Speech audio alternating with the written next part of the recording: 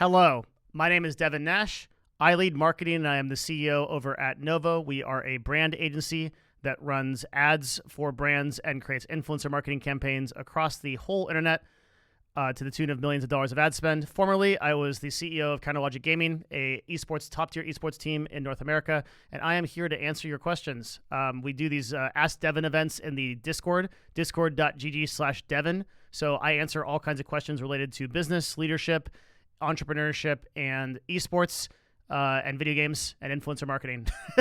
And those are all the things that I know.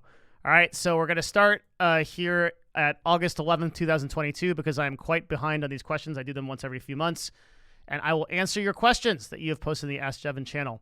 I'm going to answer, so we left off here about a question about social media, but I'm going to answer this question about leadership first, and then I'm going to go back and answer this question about esports, and then we'll get going on stuff, and we'll just go until I don't want to anymore. All right? Professional question from Stale2000, formerly of Twitch. How do you become a leader? How do you lead people? Very generic, so let me elaborate. Individual contributor, there are social problems, situations it deals with, but things like close the sales opportunity or convince the team to agree with this idea. Social actions are entirely driven by the actions or force of will of the individual contributor. Okay. This is different from convincing people to believe in your mission. Is the difference between an individual contributor and a leader? Social problems real or require specific solutions? Okay, or you overthinking the difference? Okay, so yeah, he identifies the problem. You are overthinking the difference between a contributor and a leader. For people that are just coming into this for the first time, my hope is to like really give you a good insight into business and marketing that you might not be able to get anywhere else. So we'll start with leadership. The people that are leaders are people who are solving problems that nobody else wants to solve. That is basically what a leader is. So let's give an example that's like really extreme. Let's say that you are walking along the street and you see somebody get hit by a car, okay? There is going to be a huge percentage of people that just do not want to involve themselves with that situation. They are going to stand around, they're going to look, they're going to be like, oh my God, that is horrible. Someone should call the police. Someone should do something. The person who is like, all right, call EMS, like you, go call 911, rushes up, checks the situation, like sees if the car is on fire and somebody needs to be pulled out, assesses the situation, controls the crowd, someone's going to take initiative, right? I think of a video that just surfaced recently of like, there was a crazy person on a plane that thought that they were like one of the three wise men, and they're just basically threatening to take over the plane. And basically everybody just kind of sits in their chair and they chill, kind of want to see what's going to happen, yeah? And then when the guy finally starts getting belligerent enough, he like starts attacking people, then there's a couple of guys that get up and they knock the guy down, control him, whatever. Most people, those are leaders, right? Most people don't view those people as leaders, but those are people that same initiative, that same energy is the energy that you need to become a leader. You're saying, okay, I'm going to solve a problem that nobody else really wants to solve because there's a ton of reasons not to solve that problem, right? On that airplane. Like, number one, maybe this guy has a weapon and he's crazy, he's going to kill me, and I'm putting myself in mortal danger by doing so. Maybe in that accident example, I like harm a person or something, like I like pull them out of the car and now they're I break their neck doing so, and I'm medically liable. There's like a million different reasons to not be a leader, right? Just like in business, there's a million different reasons not to be a leader. Like, oh, I don't want to be the one that gets in trouble when that fails. It's exactly the same energy, okay? So a leader is a person that says, well, I don't care about any of that stuff. I'm going to take the risk and I'm just going to do it because somebody needs to do it, right? So a leader is a person who fundamentally is willing to solve problems that are either too risky or just too complex or too problematic for people to want to do themselves. Most people think that given a leadership position, they can do fairly well. And they think that because they view leadership in not so mortal of terms. And the reason I used those examples, like the takeover plane example and the paramedic example, is because there is significant risk and fear in being a leader and solving these problems. The failure cost is very high. That's why no one wants to do it. It isn't because the issue is too complex. Given a situation where somebody is forced to lead, they will oftentimes step up to the plate. And they might make mistakes. Like there have been many examples of this in war, and Jocko Willink, a content contributor, talks a ton about this, where let's say that your entire battalion is decimated, and the only people that can step up to lead are privates. Well, that can happen, and those people, given that situation, will do the best they can. So it is generally not that reason that people fail to be leaders. It's because nobody is willing to take the risk and the cost of failure voluntarily. They would have to either be forced to do it via urgency, such as like a wartime situation, or they are like just driven to do that in some way. They're the only people that can, etc. And the best leaders are often not people who are reading the books on how to lead. They're people who are on the ground who have volunteered to do this. So the things that I want you to associate with the word leadership is like courage, right? Risk assessment, the ability to take risk, that kind of stuff is more important than like leadership experience, reading books about leadership, understanding management styles. Okay. So individual contributors are usually, not always, but usually just people who do not want to step up to the plate and lead and take the risk of that, which is fine, right? Individual contributors can get paid $400K, $500K a year as architects at Amazon. You can become very successful in life by not being a leader. There are a lot of people who say that being a leader is basically the only path forward for anybody that wants to like make a lot of money or impact on the world. I don't think that's true. I think there are individual contributors that can do just as much. It's really just a personal decision you make to be a leader. As a leader myself, I can confidently say that. I've run multiple companies, and I am in those social situations. I will always take charge of the problem and say, how do we solve this? That is just my DNA, and I've kind of like built myself into that person consciously to be a leader. There's a lot of cost to doing that, right? Like, and I respect and think of equals individual contributors who are just like, you know what, that's not for me, but I'm still going to make huge impact in this area. I'm going to code, I'm going to write, I'm going to create content, I'm going to do whatever that individual contribution is. I'm going to be just the world's best UX designer or front stack developer or whatever that never gets the spotlight and never has to make decisions for my team, but I'm going to do really well. And you'll see that like leadership can be really overrated if you look at like Twitter's current situation, where like all of the individual contributors that got promoted within Twitter up to like middle management positions where they're now running like 4 or 5 person teams, and they stopped coding and they stopped doing whatever was making them an individual contributor, are not actually worth that much to the company when somebody like Elon comes in and says, we're going to fire 60% of the staff that's not actually working. Because what was the first thing that he did? Who's coding? Who's actually like show me your work, right? And he's done that over and over again. And a bunch of these leaders, quote, like people that are just there to run a 4 or 5 person team that are not executors anymore or were never executors, just they get ousted. And that is the first people to go in the 11,000 people that got laid off from Amazon, the 8,000 people that got laid off from Google, the 9,000 people that got laid off from Stripe, etc. They are the leaders, right? The managers that aren't really doing anything. So don't like put a bow on leadership and dress it up and make it all romantic or whatever, right? It's not. Individual contributors are just as important, if not more important, when it comes down to it. Now, leaders that can execute, woo, now we're getting to something hot. That's good, right? So if a leader is on the ground doing the work, that's impressive, but those are pretty rare. That's what I think about leadership. Okay, now we're going to go back to esports question. Bryce asks us, any tips to break into esports scene as a health coach? This is a need, but most people have not heard of the service.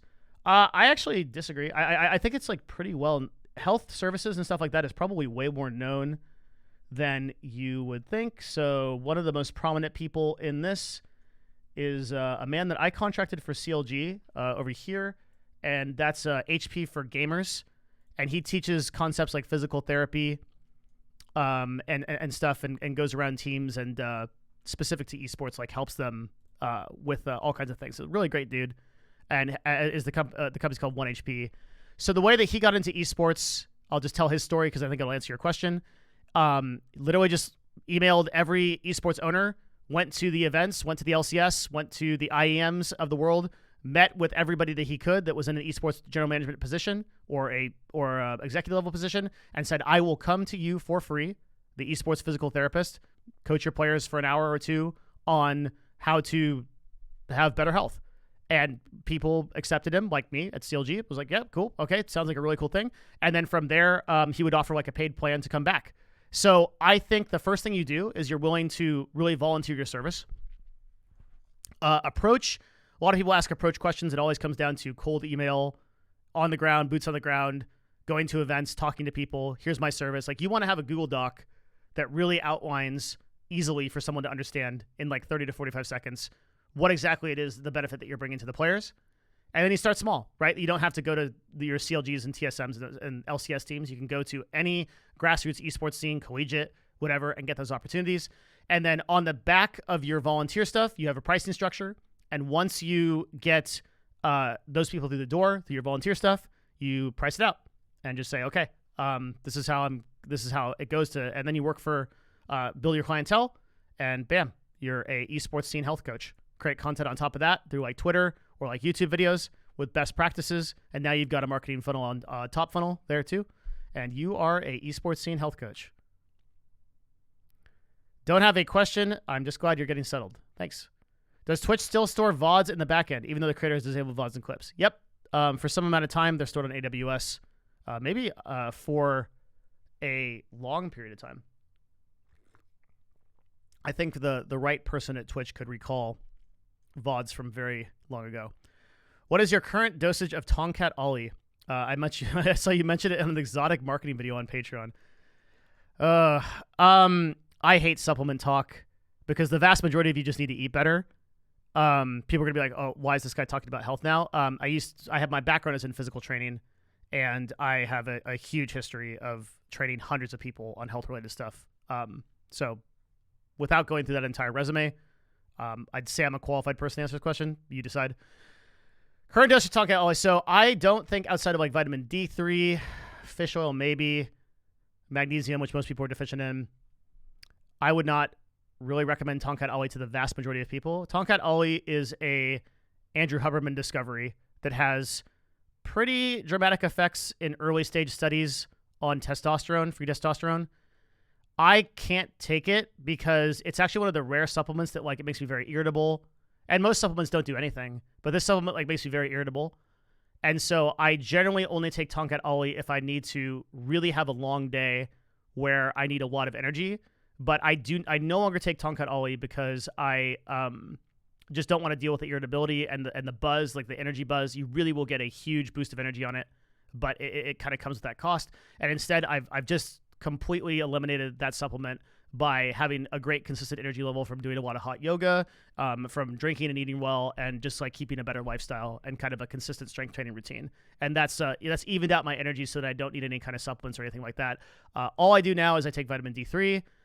Because it's impossible to not be deficient in it. I'm a goblin. I just play video games, so like I stay in a dark room, and for that matter, I'm up like at all hours, and I just don't get enough sunlight. So I take D3, cholecystyrol, and I usually take it from like Solgar, like a really trusted brand, and then I take fish oil, and then I take creatine, which I think every single male should take, whether you lift or not. Creatine has an enormous body of research you can check out on like PubMed or NCBI. And you can see like everything from cognitive benefits to lean muscle mass. There's a huge amount of reasons to take creatine. Most people don't get enough, don't eat enough red meat, which has other side effects to not. There's an argument to not eat red meat. But anyway, yep, those are the only supplements I eat. Very simple. And I've probably taken 100 supplements in my life or more, and I've logged the results that they have in a journal for like 30 days each and figured it out. Those are the only supplements I need. Hi, I'm building a Twitch extension. What do you think is the best route to get more Twitch streamers aware of the product prior to our launch? 2 upvotes. Do I want to answer this question right now? I think yeah, I do. I think contacting streamers between 300 CCU and 1.5K CCU, telling them what you've got that are relevant, and just offering them, just seeing if they'll feature it for you. There's no easy answer to your question. It's just on the ground work. But a lot of people that are making extensions, they make the mistake of going to like your Mizkifs of the world and trying to contact people that have like 10 to 30,000 CCUs. I mean, if you can get something featured on one of those, good for you. But you're going to find much more success getting responses on Twitter and just hard DM work, like set a number, 5, 10 a day.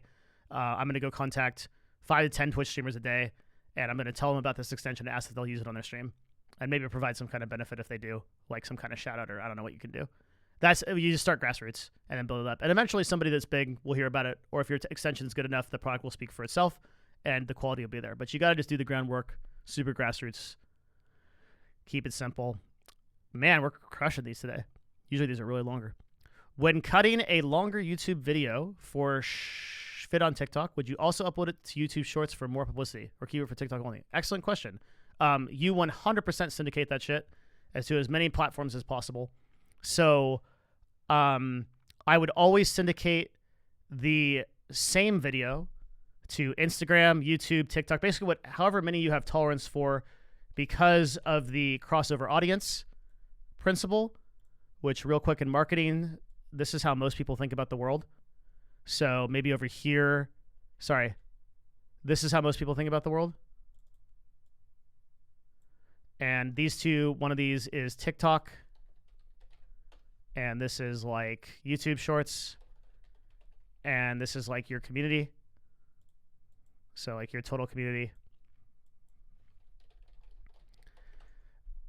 Thinking that your total community will consume a huge amount of the same percentage of your content in this circle. And that if you post too much or you syndicate too much, they'll see the same thing over and over again. They'll get bored and they'll get angry. But actually, this is how it works. And maybe that's generous. Maybe that crossover is there for many different reasons. So first of all, the demographic of people that are using what may seem to you as the same content platform. So you might think like Instagram Reels is like the same as YouTube Shorts. The people will be totally different. Demographics based on platform are totally different. But even if you do have a crossover, all of those customers and all those people that your viewers, right, your fans, are viewing content at different times. They're on different search algorithms. They're on different like wavelengths. They're on different levels of engagement. Everything is different. So the likelihood that one of your users is going to see your TikTok video and your YouTube short as the exact same video is super slim to none. Big misunderstanding. It's super important in the marketing world. Like if you understand this, because if you understand this, you realize you can syndicate your content anywhere, and you look at any of the like leaders that are like the single brands that are leading marketing, like Alex Hormozi or Gary Vaynerchuk or whatever, they're syndicating everywhere, right? Because they understand this principle. So you can safely post everything to every platform. And let's say you enter a world where people are like, hey, I am angry. I have seen your same content, 3 times. Nobody cares. Everybody will give you a pass on that. Oh, I already saw this content. You click off, go somewhere else, whatever. Doesn't matter. So yes, syndicate your videos to TikTok and YouTube Shorts, increase discovery. Now that said, real quick, before I get off that topic, you do need to make those videos more native to those platforms sometimes. So for example, TikTok and YouTube Shorts, you may just be able to upload the same, but on Facebook, you have to put captions because on Facebook, people read. It auto mutes when they're scrolling through. So you have to put captions for engagement. You should have caption on all shorts, but there's an example of like how you have to make it more native to a platform. Will you upload the notepad from how to grow a massive brand video? Considering this is asked almost a year ago and I don't remember making that video, no.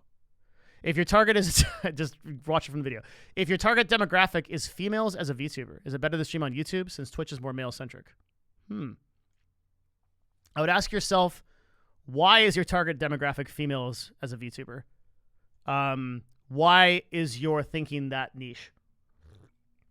Because as a VTuber, if your goal is like entertainment, you should just be trying to reach people you can entertain, which might be like females or males. So just like check your thinking on that.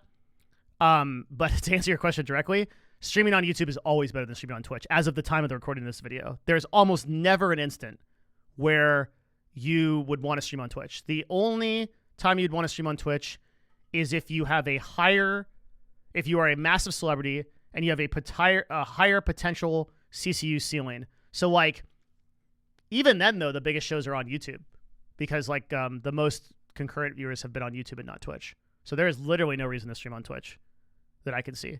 Yeah, build your brand on YouTube. Or build your brand on both and syndicate and don't take an affiliate contract. That's actually the answer. Can we get an update if this guy ever got into esports referring to a video I made like when? Oh my God. Hello. 4 years ago on a different channel? Who was this person?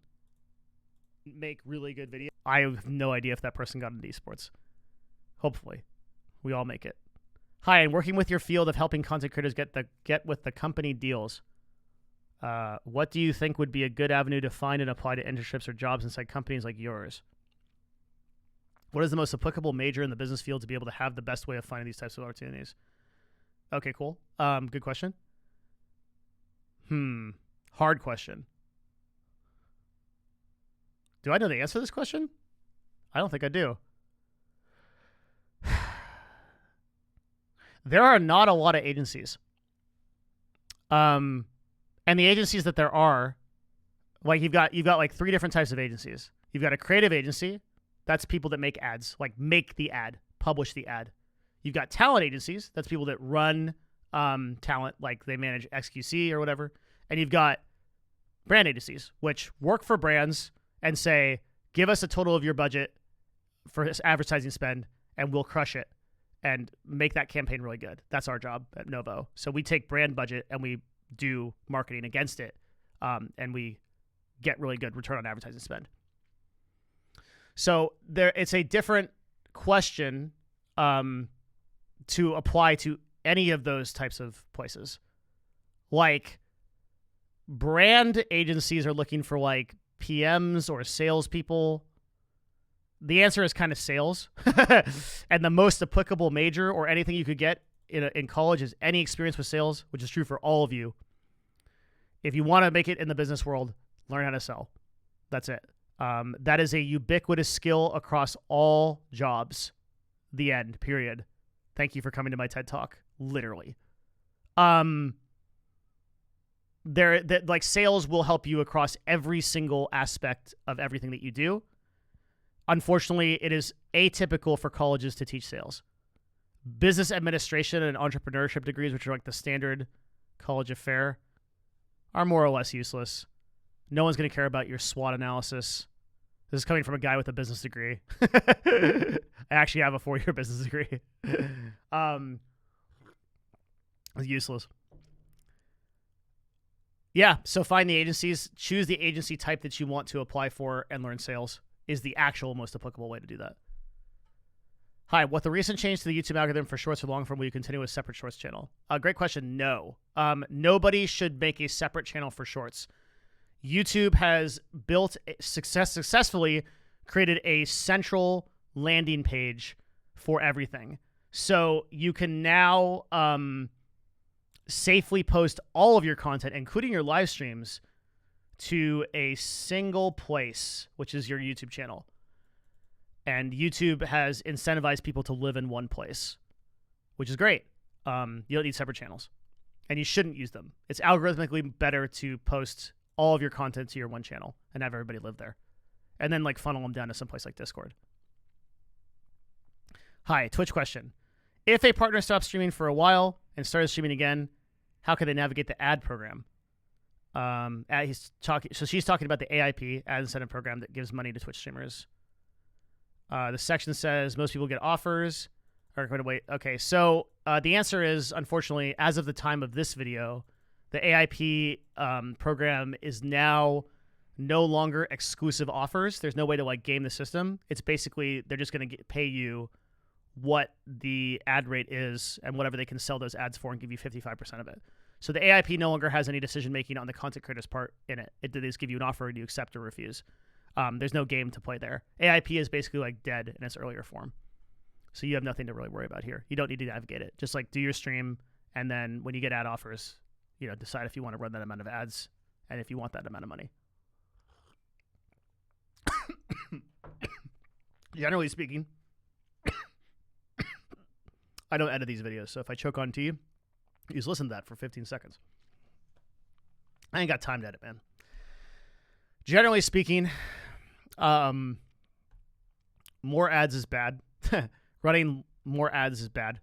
Longer ads that you run, the longer you piss off your customers. So at the point of when you're getting to like 5 to 6 minutes an hour of ads, I think that's probably too much, and you should run less ads. Question about this video. It makes it sound like partners without media rights deals have always been able to stop their stream on Twitch and start on YouTube. Am I understanding that properly? Yes. 1.21 and 1.22 of the Twitch partner contract bases sound like they own my entire brand top to bottom, and I can't use it anywhere else. They don't. They don't. I don't want to like turn this into like a legal video, but if you even read just 1.21, content provider exclusively owns, controls, or retains all rights, title, and interest to the licensed content. Like, it literally just says it right there. So the answer to this question, though, is, and it has always been, you can stop your stream on Twitch and then start your stream anywhere else, and that's not considered multi-streaming. Of course it isn't. Twitch doesn't get the right to own all of your content and then not pay you for that. Okay, like your media rights are worth something. So in the event of an exclusivity deal that they do sign with their like top creators and such like that, they can say, okay, like we own this content in exchange for this amount. But it's not really legally going to stand up for them to say, well, for all of our 60,000 partners, we own all of this content and we don't pay a dime for it. That is not going to hold up. And they know that, and they don't say that in their contract. That's not what they say. But some people think that Twitch owns everything you produce. That is just simply not true, right? Twitch gets a license to use it, okay, which is, but again, says the content provider and the content, and this is defined several different places, is retained. The content itself is retained by the provider, by you, and then you license it out to Twitch. For them to use however they want. So Twitch can like post you on Instagram, do whatever you want, do whatever they want with you. They have the right to do that. They get a license to your content, but they do not get the ability to own that content. They don't become the owner of that content. That is not really legally enforceable. It's crazy. Oh, and I answered him. Okay. About Novo Nexus, that is our service. That Novo Nexus is a free service we offer at Novo. It's a place for all content creators to sign up. You get a survey to say what kind of sponsorships you're interested in, and then we blanket offer lots of money out to people on Nexus based on our brands. It's entirely free. There's no downside to sign up. I just did it so that small creators and mid-sized creators could get more opportunities. I feel like most of the money in this world goes to agencies. So if you're like a 300 to 500 CCU broadcaster, or like you or like a YouTuber with like 50K subs or something, that's like a good service for you. He's asking if there are any chance of deals for non-English creators. No, we do only English-speaking brands. Sorry. Ain't got nobody in my company who speaks Italian. Once you're completed the onboard survey with full access to Novo Nexus resources, yeah, if you completed the survey for Novo Nexus, you're done, and you're in, and you just wait for offers. I caught the part of Destiny's stream today where you popped in. I enjoyed your guys' talk about deeper spirituality. I think you mentioned that streaming had been taking a toll mentally on you. What are your thoughts on considering either some streaming or adding a different style of YouTube Patreon content to your usual stuff that would be focused on collaborative, off-the-cuff style when you hit more of these topics like you're discussing with him today? Basically, are you going to be live streaming again? Answer is no. I understand what people are asking for here. And there is this like group of people within the Devin Nash like continuum that is always asking for me to like bring back the live streaming stuff. A couple of things to keep in mind, and I want to like caveat this by saying like, oh, some of this stuff is just going to sound arrogant, and I hate that, but it's just true. The level I'm at as an executive at Novo, like the revenue we're doing, the issues I'm handling, like I'm running millions of dollars of ad spend. I'm dealing with pretty high-powered companies every day. I just don't want to descend into the marshes at Twitch and deal with 14-year-old chatters who have no concept of anything. They're kids, frankly, or parasocial people, and entertain them. There's just no value for me personally in my life in doing that and taking my time to do that. The ability to produce a YouTube video and to help people understand concepts that I actually care about, like what we're talking about in this video, is so much higher value to me, pound for pound, and time wise, right? That like running a live stream so that I can like collect, and it's not a money thing, but it's not even an ROI thing, right? Like, cause like I think my Twitch stream was doing like something like $10,000 to $15,000 a month or something, before I voluntarily stopped doing it, and that's like I just don't care. I just like don't care about the money, right? Like I'm so set from CLG sale, from Novo, which is doing way better than CLG at this point, pound for pound on revenue, and will sell for like probably 5x what CLG sold for when we're finally ready to do it. I just don't care. It's like so like it has to, the incentive for me to do something has to be spiritual, has to be like materially fulfilling, and I just CBA. Like Twitch is obnoxious. I just straight up, the 90% of the community is just obnoxious, and they're not taking things seriously. They're not ready to really like buckle up and get ready in their life. So when I talk about them, like it's cool to go stop by my friend Steven's stream, who has to deal with that 24/7, and I can kind of make an appearance and talk about what I'm going to talk about and then leave, and that will be how I continue to interact with the world. If I do return to Twitch in any capacity, it will be after I sold my company here. I am literally financially just like a fifth dimensional being, okay? If I'm not there already, which I kind of feel like I am. And I will literally just stream video games. Path of Exile, Dark and Darker, and I will maybe not talk. I don't know. And I'll do it to go hang out with cool OG people in my community, like these boys here, community leaders, these boys here, and we'll just talk and shoot the shit. And I will never do a show, just to be clear, so that anybody left that is thinking of subscribing for this reason can promptly unsubscribe. I will never do a show that involves any kind of business talk. I will never do a show that involves any kind of entertainment. I am not a monkey, and I will just not do that. I'm just better. Sorry, like I'm just like I've been above and beyond, and I hope that every other Twitch streamer that's thinking about that these days can do something more than Twitch stream, unless it truly is your passion and you love it. Then good on you, and I'll continue to make content to try to teach you how to do that. And on the back end, I'm still growing the brands of dozens of Twitch creators that I meet with all the time. I have regular phone calls with people, so I'm still in the sauce. I'm still in the woods building brands and stuff like that. I'm passionate about the platform, but Jesus Christ, I just don't want to be the direct POC there. And I hope you understand. I understand why this comes off as overconfident, but in reality, that just is my situation, and those are the evaluations that I have to make. Okay, so I will never be back in that sense. But I know you're coming from a good place, and I hope I haven't offended you in any way. And I hope you understand this is like not a matter of me thinking that I'm like better than people.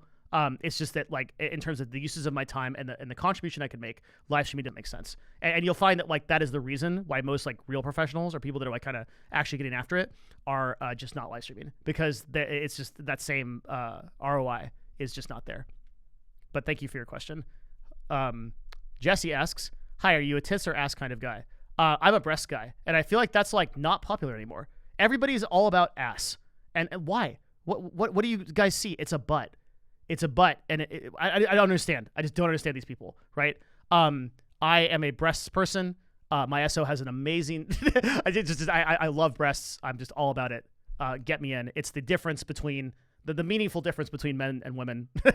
So that's just my thing. 3 foreheads, man. Yeah, okay. But it was a good question. Sometimes better question than these tactical questions. If you do not mind, I would like to hear about a problem that you have solved recently in the past. Interested about your thought process and how you developed a solution. This is a cool question, but I'm not going to answer it because I just, like, there's no direct value in me. Like if I had something on hand that's, like, really cool, like a story I could tell, I'd answer it. But a lot of the problems that I solve these days are, like, really weird and esoteric and apply to no one.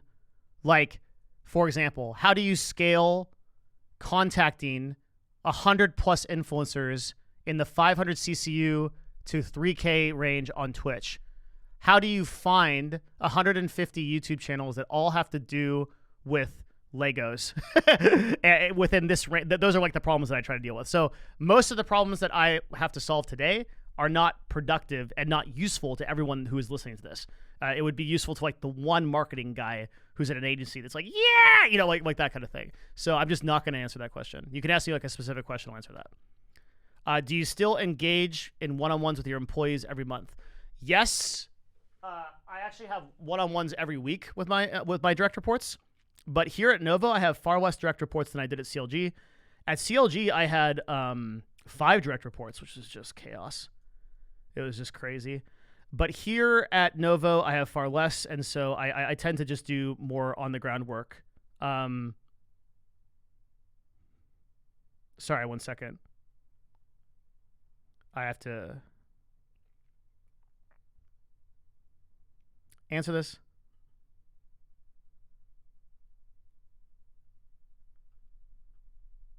Cool. Okay. Hopefully I answered your question. Hi, I'm learning about Rumble and apparently the 40 million users. Do you see any competitiveness in the platform and anti-cancel culture route? Great question. So, great question. Oh, man. There's a lot here. So I guess I'll answer the first part of your question.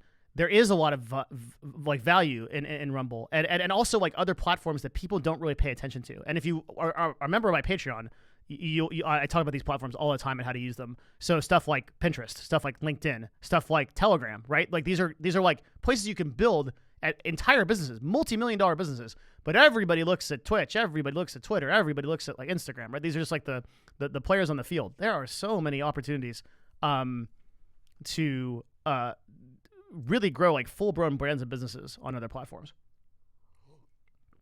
And like I want to get into that more, but that's like an hour, 2-hour video just on itself. And I have 2-hour videos on that in my Patreon for $5, right? That you can just like go watch. So I won't like bore you with it here. But like the problem with like the anti-cancel culture stuff, so let's like just use like Rumble and Parler as an example. The problem with it is that you will never, ever make a profitable platform. This is the problem that Kick is going to run into if they don't deal with Aiden Ross and like other people that are just like malcontents that could absolutely never be kind of contained, okay? For all of the talk of like, we are going to go against the grain and we're going to be not brand friendly. At the end of the day, the brand response to that, and this is 2023, this is right now, with me running millions of dollars in advertising spend today, and it's not changing. It will not change for a long time, if ever. The brand response is, cool, man. You go do that content over there. We're going to go pay for something else. We're not going to do that. We're not going to involve ourselves in that. And I used to like run on the Scuff podcast. I used to talk about this with Trainwrecks a lot, my buddy Tyler. And we were running a podcast on Twitch where we would talk about these kind of issues. And I was kind of a fan of like why do brands care about being family friendly and like being professional, and like why all this attention on like, you know, like we can't say these words and can't do these things. And now that I actually run the ads and I control the spend for these brands, I actually like completely get their perspective, and I agree with it more than like the anti-cancel, like the cancel culture stuff. I think we should, as an industry, strive to be professional and strive to move towards ideas that uplift the human race. And generally speaking, the kind of stuff that gets you canceled, and the kind of stuff that YouTube doesn't like, that maybe demonetizes, generally speaking, not always, is stuff that is not uplifting humanity. So there's exceptions to this rule, and like one exception, for example, is like news, where like we should be able to cover like uncomfortable topics that are happening in the world and not get demonetized for them. But again, I still understand the brand perspective for why they wouldn't advertise with those people. This is maybe a way longer conversation. Anyway, the point is, in the context of your question, you will just never, ever be on a profitable platform, and eventually that platform will run out of money when stuff gets tough. We're kind of seeing that happen with platforms that struggle with this, but you'll see it happen more in the next like 3 or 4 years as like VC and LP money kind of dries up, and there's not like $150 million to build like Caffeine or like a platform like this that like Fox invested to build like that streaming platform that just went nowhere, right? There's just not this money to support a platform like Rumble or Parler. People are just not like interested in that. So building a brand on one of those platforms is precarious at best, because those platforms may not exist. So as a content creator or as a person trying to build that brand, you should only build it in the context of that being top of funnel. AKA, you build that brand on that platform expecting it to disappear one day, and you let people go down to a place where it won't disappear, like Discord or whatever. But keep in mind, if you're drawing users from that kind of place top of funnel, at the bottom funnel, they will behave in the same way that they were at the top of the funnel. So if your brand is grabbing 30,000 white supremacists, then, advertising to that demographic on Parler is fine. But if you're like trying to make like a nice MapleStory server, you might be in a little bit of trouble, right? So just keep in mind the demographics that tend to surround themselves on platforms that are less brand friendly. That's not to say that everybody on those platforms, there's a lot of like again, could you build a totally brand friendly business and get legitimate users on Rumble? Yes, there are lots of legitimate users on Rumble. Rumble especially is moving away, but like these platforms have two choices, right? They either move more towards being brand friendly and having content that is like professional and uplifting for the most part, or they sort of create a terms of service and police the content that's not, or they just stay in the realm of unprofitability. And Rumble is moving more towards the first thing. So I think Rumble is like a interesting platform to look at for sure. And we are both within contact with Rumble and actually looking at doing some content deals with influencers there, because I think it's like moving in the right direction. Yeah. Okay. Do I have time to answer another question? How do you become a YouTuber streaming consultant with gaming? I love your job. That is not my job, but yeah, I literally just do YouTube and streaming consulting as like a thing because I guess want to grow brands, but I make like no money off that relative to like what I do at the agency. I just consult occasionally. I have like 2 spots a week for consulting, so $400 an hour each, like $800 a week. They're usually almost always booked. So it's like very, very minimal compared to what I do at my company. So the answer you're not going to like. But I'm going to give it to you anyway. I don't like people who are consultants, coaches, masters, gurus that do not do the thing. And every time I see a YouTuber streaming consultant that hasn't done the thing and is advertising how to do the thing, it pisses me off. So the first thing I'm going to tell you to do is do the thing and then come back to me in like some years. You mentioned Patty Galloway. Well, Patty Galloway did the thing. You know, if you go to his YouTube channel, my man has got 440K subscribers, and most of his videos are like above 100,000 views. A lot of them are in the millions. So he did the thing. You don't have to do the thing like Patty Galloway did the thing. This is the top in industry, right? Similarly, you don't have to do the thing like I did the thing, where like I built dozens and dozens of brands, built a brand myself, coached tons of top Twitch, bullshit resume. Don't have to do the thing, but you have to do some version of the thing. You know, have a video over 1 million views, have some kind of like you need to be in the game.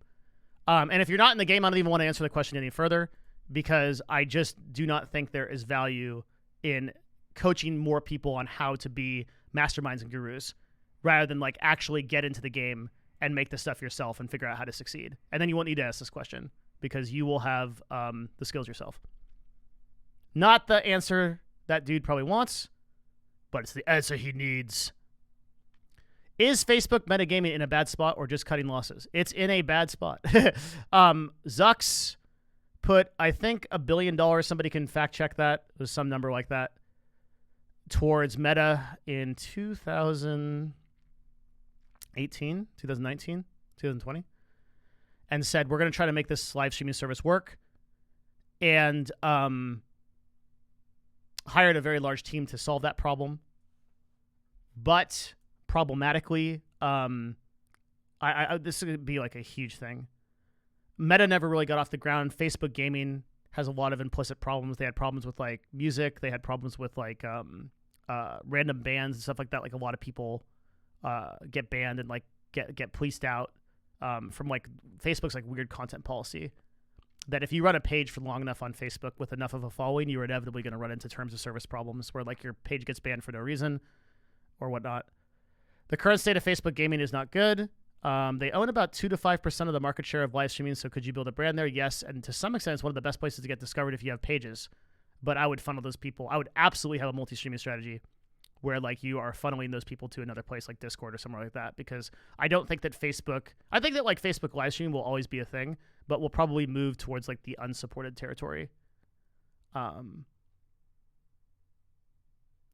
before long.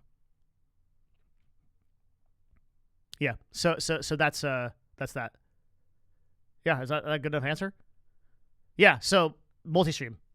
Don't have a singular Facebook strategy. And that's fine because I don't think that they're doing that anyway.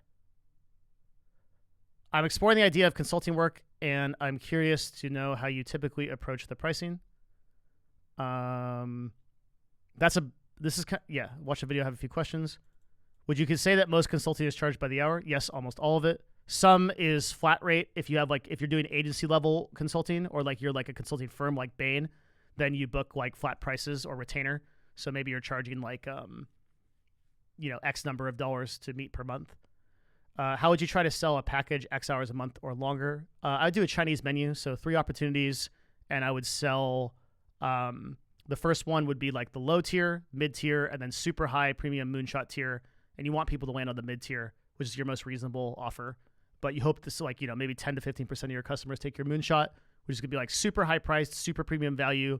You offer a bunch of upsells and deliverables and like stuff like write-ups and SOPs and things you'll write for them and stuff like that at the high tier that you offer, in addition to your consulting you have a flat rate for.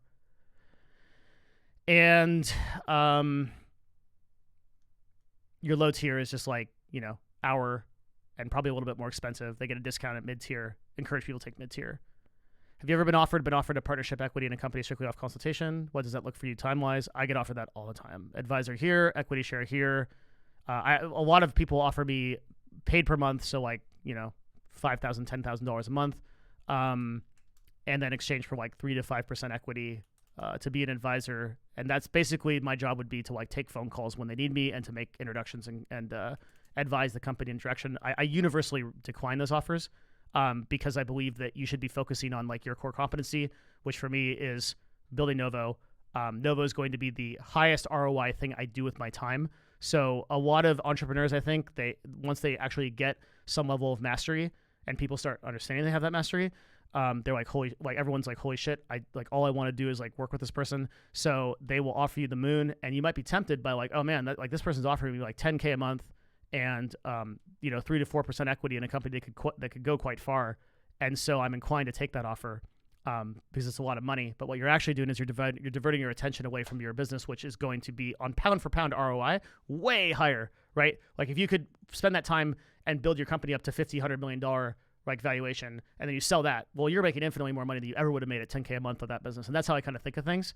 That said, like if you are not at that level, then taking offers for that kind of thing are fine. I would tend to not take consulting on an equity only basis. You should always negotiate a cash amount. So like, and usually actually like that conversation is fine. So like someone will come to you and say, hey, I want to pay you for consulting. I have shares available in the company. And your answer to that question, you just counterpoint it and say, hey, that's cool. I'd love to do that. But let's also negotiate a flat rate, because that is going to incentivize me to want to work for you and have deliverables. You can then hold me accountable to certain deliverables and KPIs that I want to accomplish for you. Or, and conversely, I can be incentivized to work on your business at a higher level because I'm being paid per month to do so. So I tend to like to negotiate offers like that in terms of flat cash.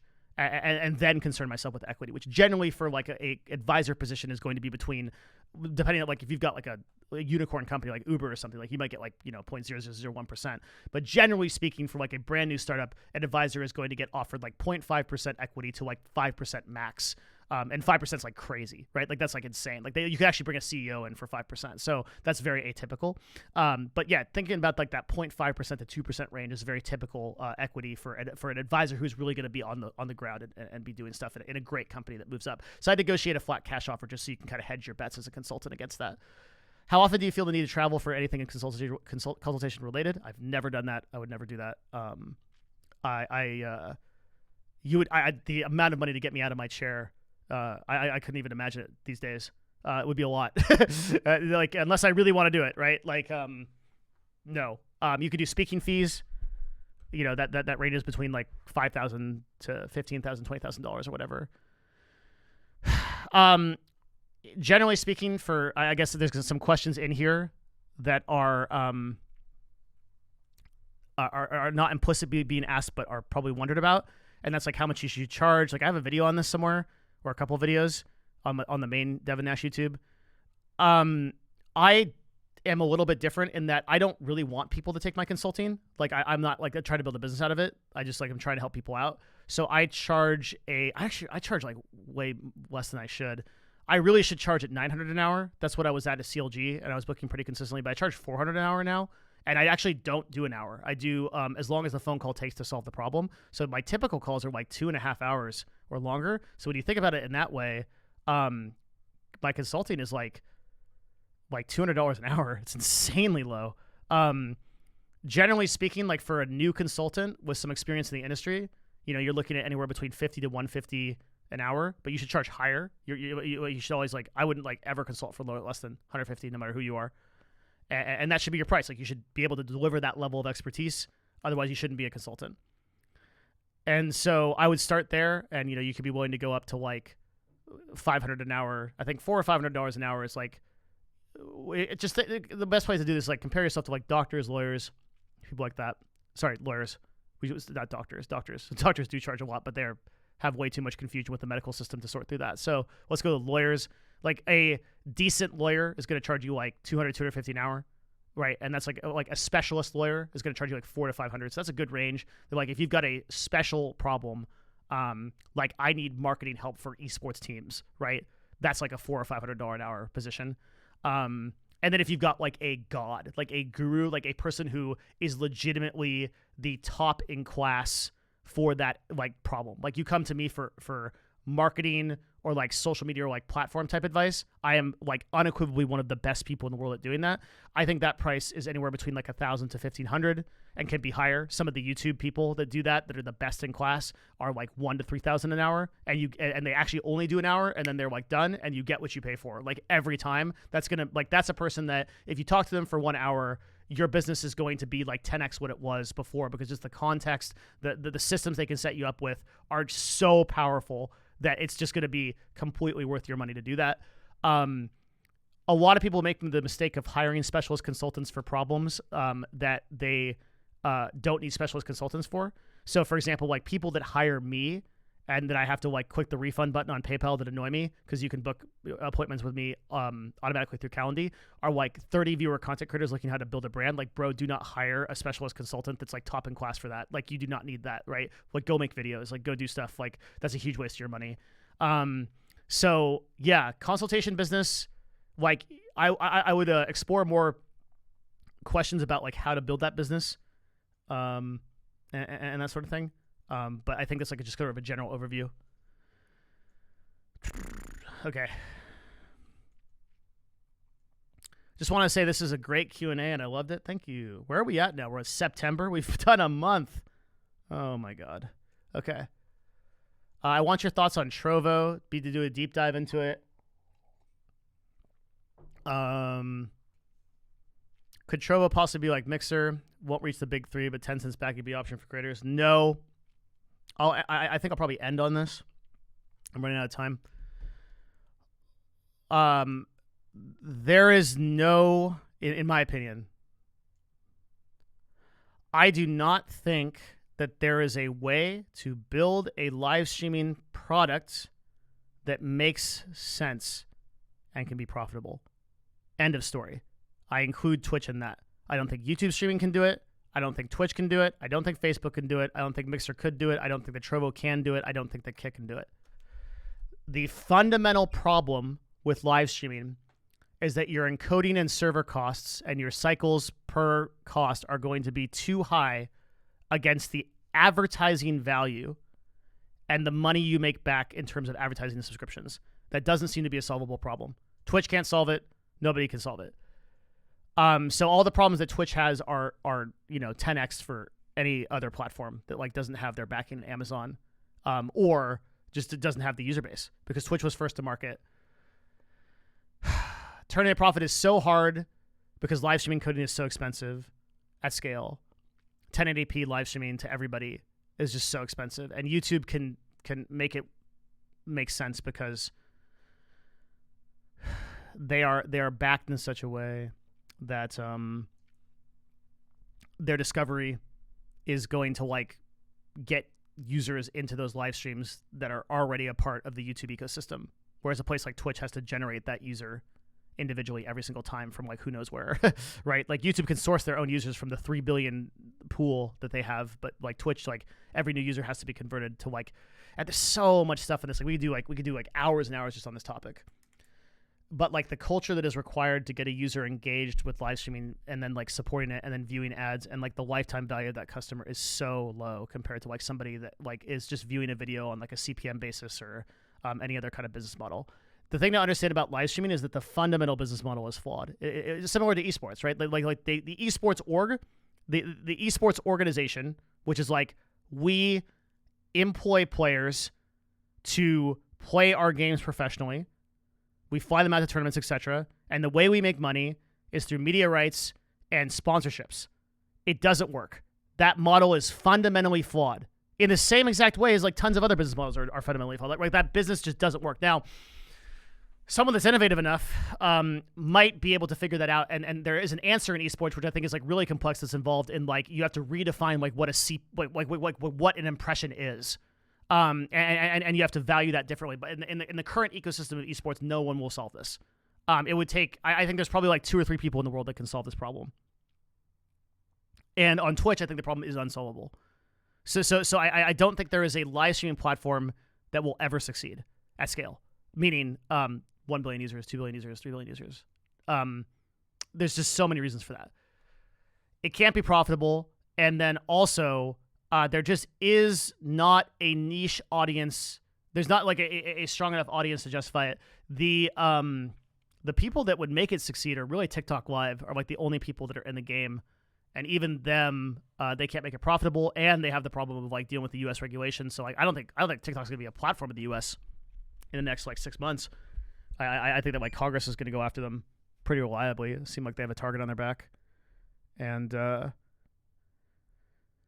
yeah, that's kind of grim. But yeah, I think that just people think that live streaming is just like way bigger than it is.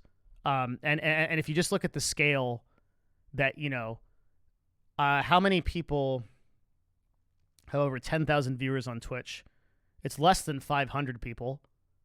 It's less than 300 people probably. We could check out this data really quickly, right? But how many people have channels over 1 million subscribers on YouTube? Well, it's over 90,000.